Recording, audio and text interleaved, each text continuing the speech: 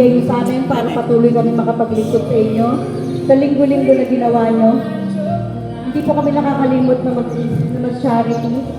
Family Day po ang Sunday, pero ito na po ang isa sa pamilya namin. Extended family po namin ng Riley Community. Nasa sistema na po namin ang pagtulong sa mga nangangailangan, lalo na po sa may mga sakit.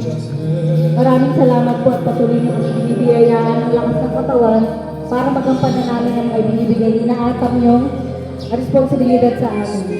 Patuloy niyo po kaming gawing daluyan ng inyong mga biyaya.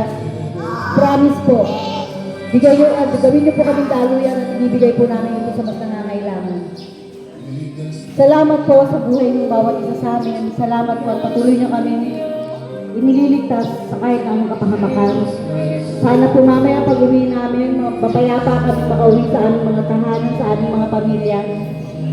Sabi nga po ng isang rider na nakausap namin, laging ang final destination natin pag nakauwi na tayo sa ating mga tahanan, sa piling ng ating mga pamilya. Maraming salamat po sa lahat ng ito. Salamat po sa lahat ng nagpunta rito kahit po nagkahati-hati kami dahil marami pong sabay-sabay na charity.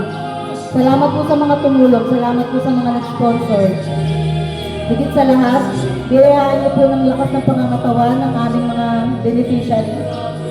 Sa kahit sa maliit na paraan po namin, makatulong po sana kami na mapagaan ang kanilang nararamdaman. Muli, maraming salamat po Panginoon sa lahat ng ito. Binabalik namin ang biyaya, ang papuri sa inyo. Panginoon, maraming salamat po. Pangalan ng Ama.